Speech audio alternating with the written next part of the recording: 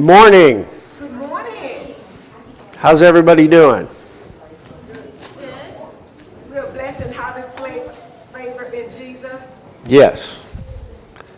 Is this too loud? I hope not. I'm not known for speaking softly. Of course, usually I don't carry a big stick either. Usually.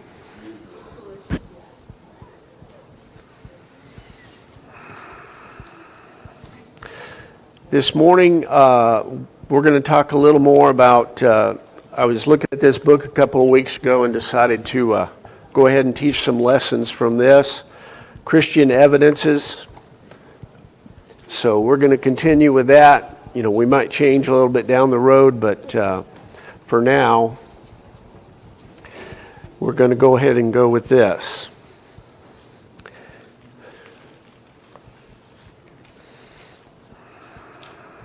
Isaiah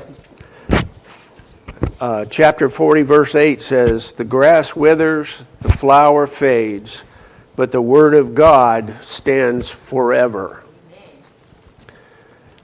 And that is what we go by. And okay, we're going to start with some science here just a little bit. According to the principle in logic called the law of the excluded middle, a thing either is or it's not. Now, you think about that, that sounds easy and it sounds simple, but it's also absolutely true. There is no in between. You can't be half is and half not. Either you are or you're not. And you apply to the matter of God, either he does exist or he doesn't exist. There is no in between. There is no halfway. Because there are people nowadays that sort of weave both ways, depending on who they're talking to and where they're going and what they're trying to make as their point. But the only point here in this lesson, as a matter of fact in this whole book, is God either is or he's not. And obviously, since we're here, we thoroughly believe that he is. And I don't just believe it, I think that the facts support that, always. One might wonder why it's necessary to vigorously argue for the existence of God. But it's one of those things that particularly today, it's something that most people want to debate. And so I think it's important that no matter what happens, we remember that in the beginning, God created the heavens and the earth. The earth was formless and void, and darkness was over the surface of the deep, and the Spirit of God was moved over the surface of the waters. Then God said, "Let there be light," and there was light. God saw that the light was good, and God separated the light from the darkness. God called the light day, and the darkness he called night. And there was the evening and the morning of the first day. That sounds simple, doesn't it? But when you're talking about the way the universe is, you're talking about something that, let's face it, is pretty large. Sometimes you see today that people ignore this simple fact. I mean, we've all probably, as we were growing up, studied the theory of evolution. Never forget, that's what it is. But, of course, in the public schools, they've forgotten that. It's not taught as a theory anymore. It's taught as a fact. And it's not a fact. It's not true. If everybody actually looks at the evidence, it's not true. Because either something is or it's not. And when you go all the way back to, quote, the beginning, either something came from nothing. That's the only way that evolution could be true. Something came from nothing. Or there was some power that started everything. And if you're really serious about it, the evidence says there was some power that started everything. And that power was God. Now, can you prove God like you can prove other things? I mean, if you talk about, let's say, I don't know, the Pacific Ocean, all you got to do is drive to California and walk in the water a few feet, and there it is. And so God is not quite as easy to prove as that, but the proof is there that he is, and therefore we should believe in him. Now, let's see if I can read this without messing it up. Legal authorities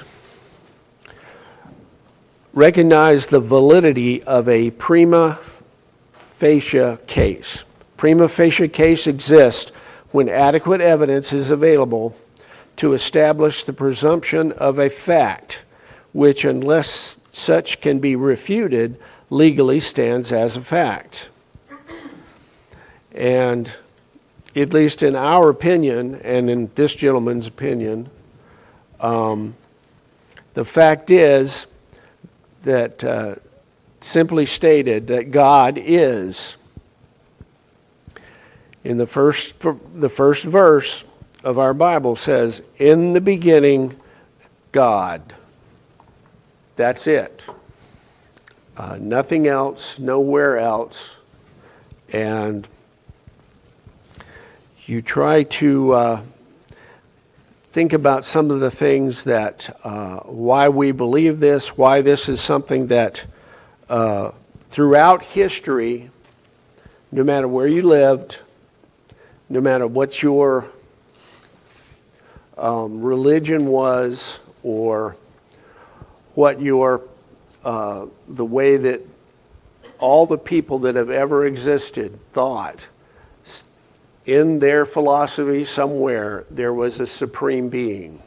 Because nobody can say, nobody has a theory, well, at least until the evolutionists came in, that actually do try to prove that something came from nothing, which they can't. But everybody, whether you're from here, whether you're a Native American, whether you're from South America or Africa or Egypt or Asia, whatever, no matter what their philosophy was, no matter what their religion was, coming back, going back as far as we can go back, every civilization had a God. Now, was it the right God? Was it the wrong God? That's something that you can debate sometimes, although I don't think you can debate it. But if you look from a scientific point of view, that is something that people do debate. But no matter what you named your God back then and all through history, there was a deity that was involved in human history. And if you look at the point that, okay, let's see. The Egyptians theorized that Osiris, who was the sun god, brought forth various gods who in turn produced other gods. India tells us of Brahma, the father of all creation, supposedly. And he came from a golden egg. I don't know how big it was, I don't know how small it was. It just says that. And no, do I think that these religions going through history are correct? No, because they're not. But it just goes to prove that we are human, and somewhere in our makeup there has always been this the way that we thought that something better than us is there. And from a Christian point of view, that something was God. And he has been there since the very, very, very beginning. And people like to look at the book of Genesis, and from a scientific point of view, they try to tear it down. As in, because they seem to think that if you're going to talk about creation, then it's supposed to be some super, convoluted, difficult process that there's just no way that it could have happened the way it did in the Bible. Except they forget who God is. And when you literally talk about the first couple of chapters of Genesis, it sounds very simplistic, doesn't it? In the beginning, God created the heavens and the earth. Now, if you look at it from a scientific point of view, they try to throw all sorts of things in there about, well, it had to be this, well, there had to be this, to before you could have had life. But they forget that who God is.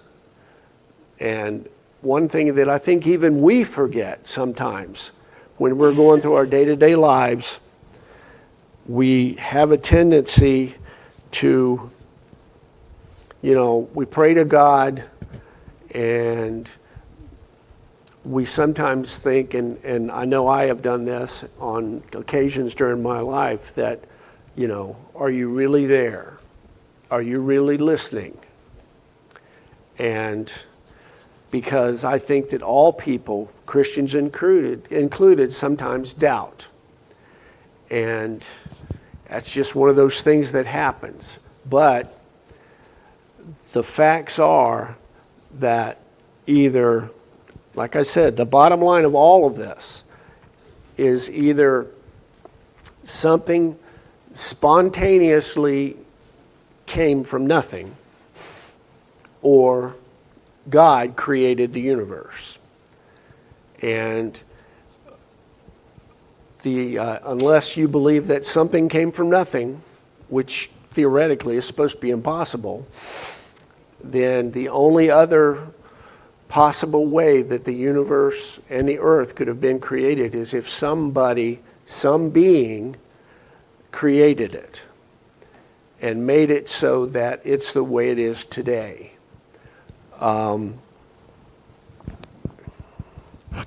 One of the things that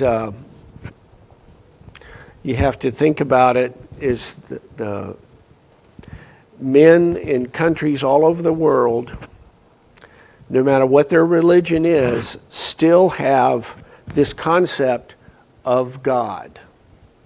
Now, where did that come from?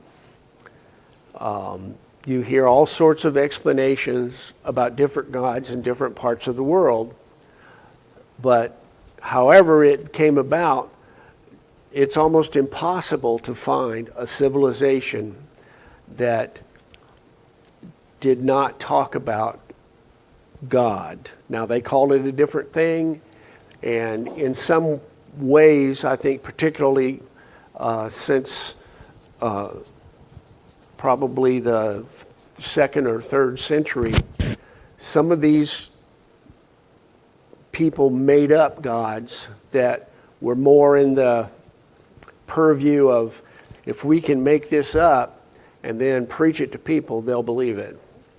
And no, they did not base that on the Bible, but it did happen. But the point is, they still did it. And now, one thing you have to remember too is, and it's all part of what we're saying, is that man is a religious creature. Even if he claims he doesn't have religion, that is a religion. And so the most profound atheist you've ever seen, if he is an atheist, he has religion because that's his religion. And if you really pin them down about that, they have to admit it. But the argument is that it was impossible for a God to exist.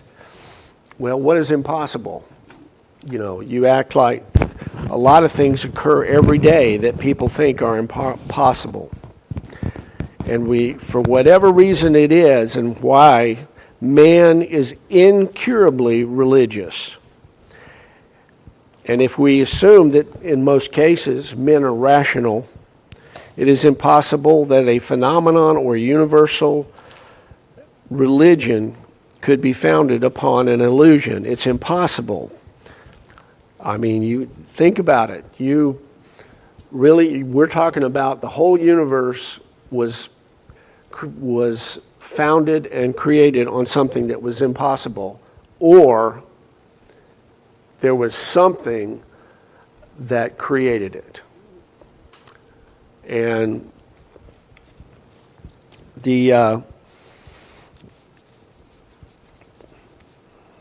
remember that evolution, it's based on two completely false assumptions. The first one is that man derived his ideas of God from nature. There are some people that have come up with that theory and declared that this view was unproved and impossible. But now the second assumption assumes that monotheism has been refined from earlier polytheism. And so basically, everybody started out with all these gods, and somehow it got narrowed down to one God. But the truth is that it was the other way around. If you go back and you can look at the evidence from different civilizations, they started with one and then decided that they wanted to be able to have all the others. So now whether you call, whether you're Egyptian or Indian or Native American or, Viking or whatever you want to call it, all of those have similar things as far as the nature of who did what when that created what we have now.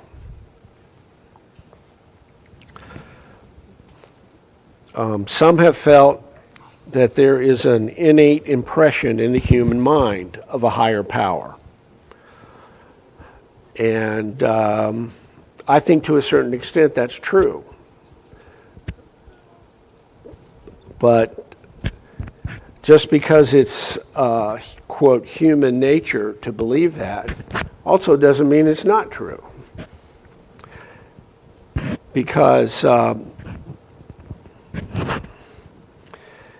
when the Hebrew writer stated in Hebrews 3:4 that every house is builded by someone, it was suggested the well-known law of cause and effect. And remember, this is 2,000 years ago. Don't forget, science likes to think that all of these laws are something that they came up with within the last 150 years or so. Well, the law of cause and effect has actually been here since Adam and Eve lived in the garden. They just didn't know what to call it. There are but three ways. Here is the problem. The universe exists. It must, in some fashion, be explained. There are only three ways to account for it. Anybody have an idea what the first one is? Or the second or the third? What? One way is that one theory is that it has always existed. That's it. One is it is eternal. That's it. It's been here forever. The second is it's not eternal. Rather, now this is good, it created itself. And and yes, that's great. We kind of giggle at that. But there are supposedly smart people that proclaim that this is true.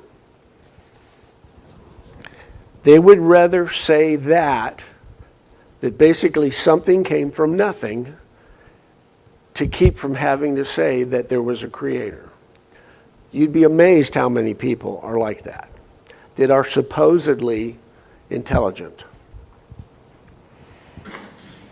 Now, the third option is it's not eternal. It was created by something superior to the universe, something that basically did something that created everything that we have and everything that we ever will have. And just to go into this, it's scientifically been proven now that the universe is not eternal. I don't know who this guy is, but he's a scientist, and his name is Jastrow. In science, as in the Bible, the world begins with an act of creation. The view has not always been held by scientists. Only as a result of the most recent discoveries can we say with a fair degree of confidence that our universe has not existed forever, that it began abruptly, without any apparent cause, in a blinding event that defies scientific explanation. In other words, in the beginning, God created the heavens and the earth. And second, it's absurd to even suggest that matter could create itself. That's been proven. You just can't do that. By that I mean we can't do that, but God can. There is no known natural process whereby matter could from nothing fashion itself. No material thing can create itself. The universe is not self-explanatory. The only remaining alternative to all this is that the universe was created by A, something that existed before it did, some eternal, uncaused cause, B, something superior to it, for the created cannot be superior to the creator, and C, something of a different nature, since the finite dependent universe of matter is unable to explain itself. You really have to pin scientists down on this, but the bottom line is they don't know how it was done. And they don't want to admit it, so they come up with all of these theories. And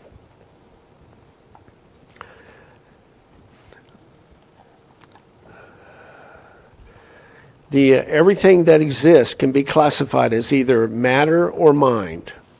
Can you think of something that cannot be categorized?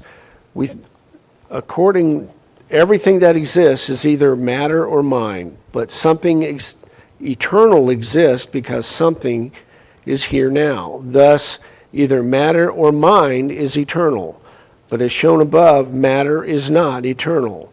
Therefore, it is mind that is eternal. The mind is identified and described in the Bible as God. There is no other choices. It's just one of those things that science doesn't really want to admit, but they don't really have any idea how it was done. They just say that it was done.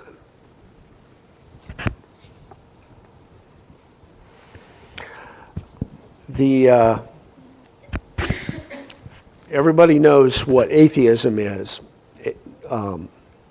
Atheism is forced to assume that physical life at some remote point in the past was spontaneously generated from inorganic materials. But the evidence is squarely against that notion. Evolutionist George Gary Simpson, I had to look him up, I didn't know who he was, but he was some famous scientist, and colleagues have admitted that the spontaneous generation of life does not occur in any known case. Others have confirmed that there is no scientific evidence for the idea of spontaneous generation. And there are a couple of other people here that, basically they're scientists that, and they're still evolutionists, but they admit that they don't have any idea how the universe was created or how it has progressed to where we are now.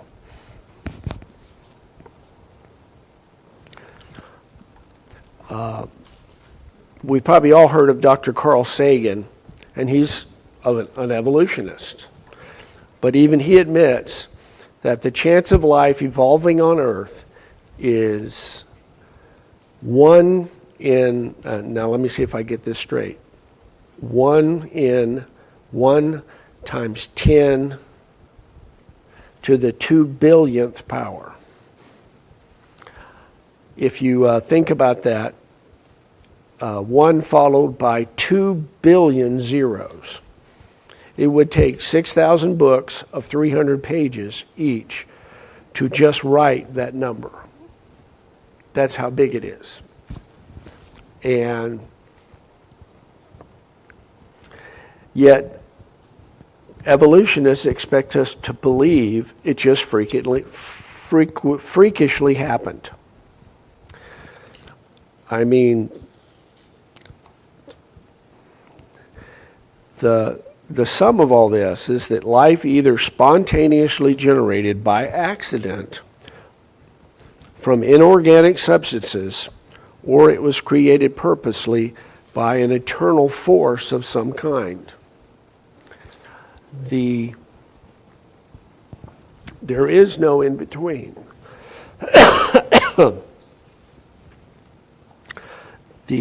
And if you really pin them down, evolutionists will admit this.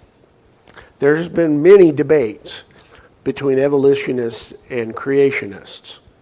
And contrary to what you'll read, if you look at it from the point of view of how debates work, there's never been a debate about this subject that the evolutionists won. Never. They have claimed to have won them, but if you look at how debates work, none of them ever won a debate. And I mean, let's face it, there is nothing in between. Either life just snapped into being or it didn't. I mean, this is simple, you would think, because that's the bottom line. But either it just came, all of a sudden it was just there, or it was created in a special fashion. All the evidence indicates that it was not just an accident. Now, if you're talking about, one thing we need to remember is if you're talking about evolution, and I was raised that evolution was like the king of everything in science. I went to public schools, and that's basically what they taught. But if you look at it and you pin it down, they simply just don't have any explanation for how the world was created, how the diversity of life on Earth came about. Because the only way that it could have happened is if, number one, everything evolved from nothing, or there was a purpose behind what happened. I mean, I looked it up the other day, and even today, I mean, you can debate about, how long the earth has been here. Some people say that it's only been a few thousand years. Some people say that it's been billions of years. But the point is that the only way all of this stuff makes sense is if it was somehow put in motion by an intelligent higher power of some kind. And the thing that you keep hearing, though, is that, and now, do I believe in evolution? Yes, I do. But I don't believe in the same evolution that scientists sometimes claim. Because evolution is happening, because if evolution was not true, then there would only be one breed of dog, and one breed of cat, and one breed of everything else. Because there are, I don't know how many different kinds of dogs there are, but it's a lot. And the same thing with, simple cats that we have as pets. And if you go into the animal kingdom in the wild, they're discovering new species every year. And I looked it up, and every year they discover at least 7 new species. Some years it's been a lot more than that. And how long have they been looking? Well, they've been looking ever since, science was actually science. But they keep on discovering more. But the point is that while there are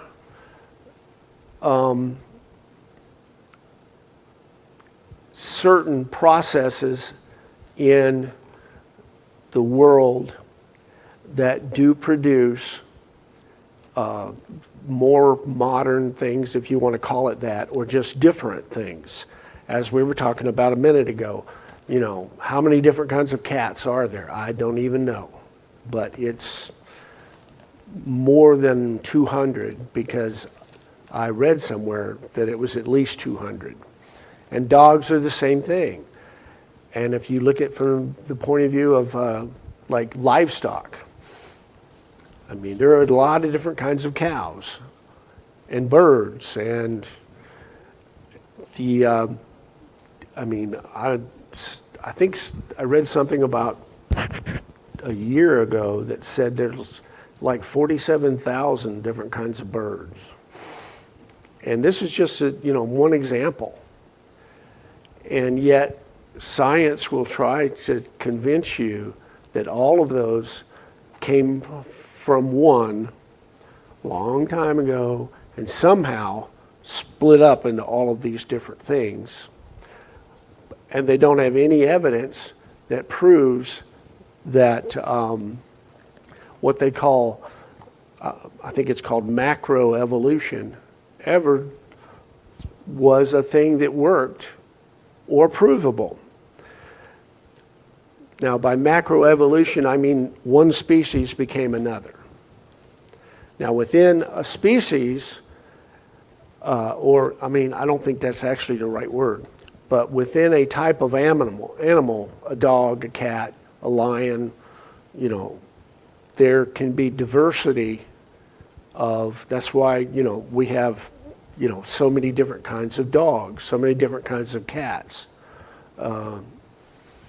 It's not done by humans, but even things like mice and rats, there's diversity in them. And, everybody loves rats, right? And, but But the point of this is that, and unfortunately, if your kids are still in public school, they're going to get bombarded by this from about the 4th grade until they get out of college.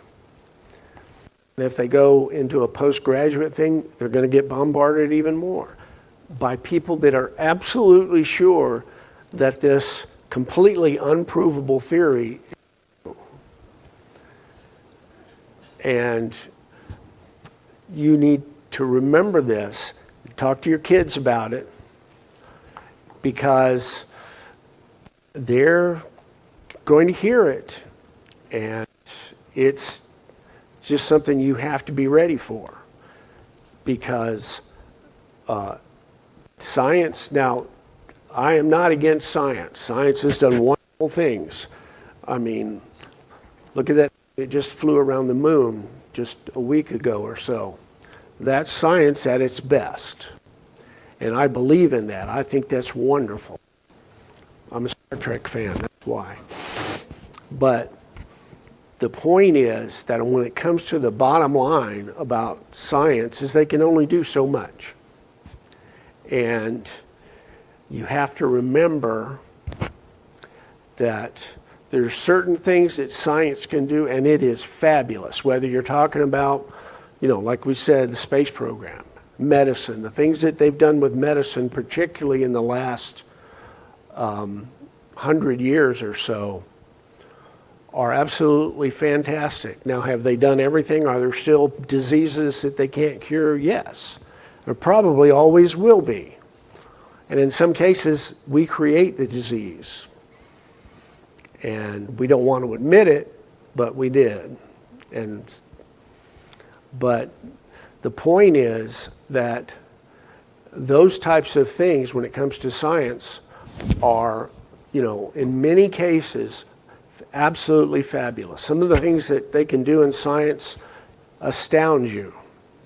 But don't forget, there are also things that they have no idea what's going on, and what you need to worry about is the tendency is, just because I don't know what's going on doesn't mean that I won't try to convince you that I do know what's going on. And that's the way they work. And you need to call them on it sometimes. And believe it or not, some of those people are even members of the church. Not very many, if you're going to look at it from, however, how many millions of people are in the church. But there are people that are evolutionists that are members of the church. And outside the church, let's face it, that's the main thing, that science thinks is just fabulous.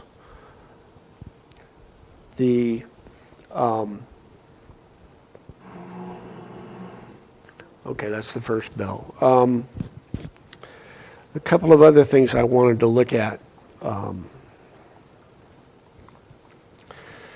There's some premises here that can help you if you're going to discuss this with people. And do I think you should go out and find an evolutionist and start picking on him? No, I don't. But you need to be ready when the world starts to tell you that this and this and this and this and are true just because they say it's true. And when it comes to evolution, it's just not. And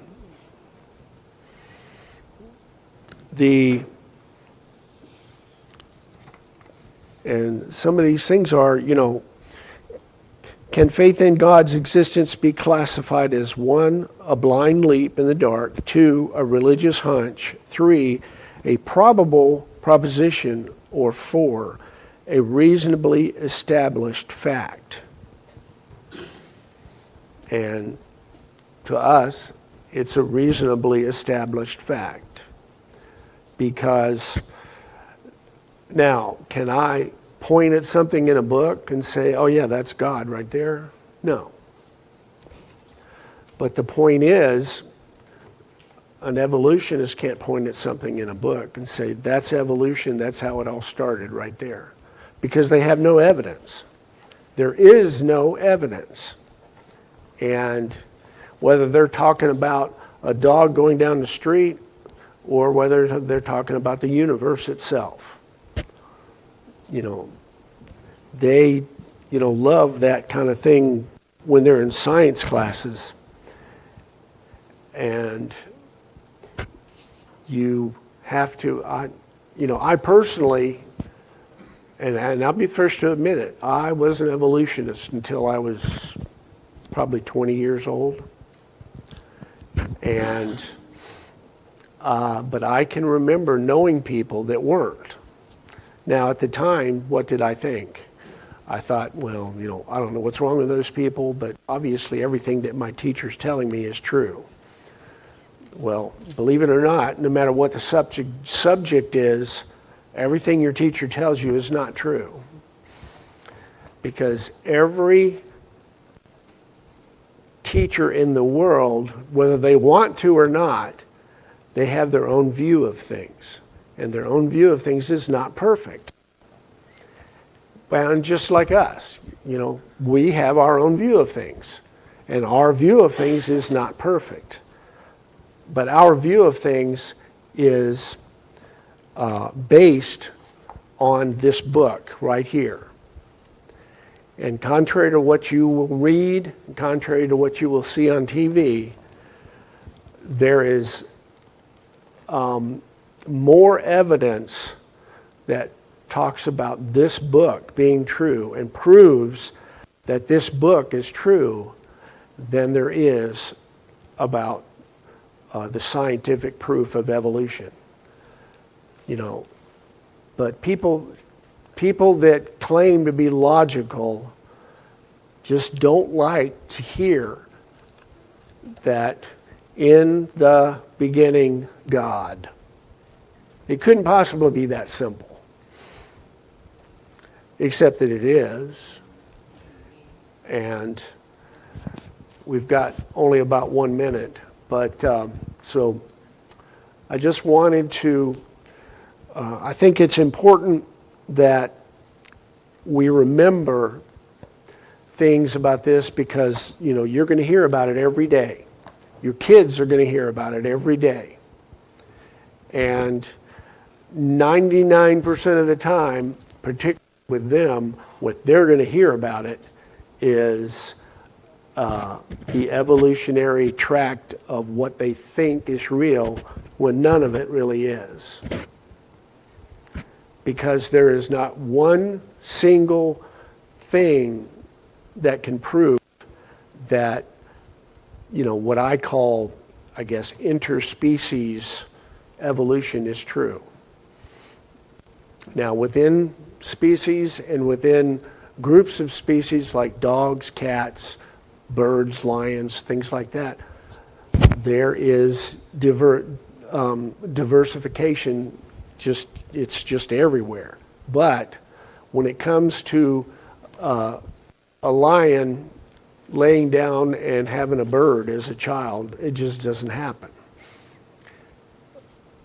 But good, perfect timing. Thanks for listening. Appreciate it.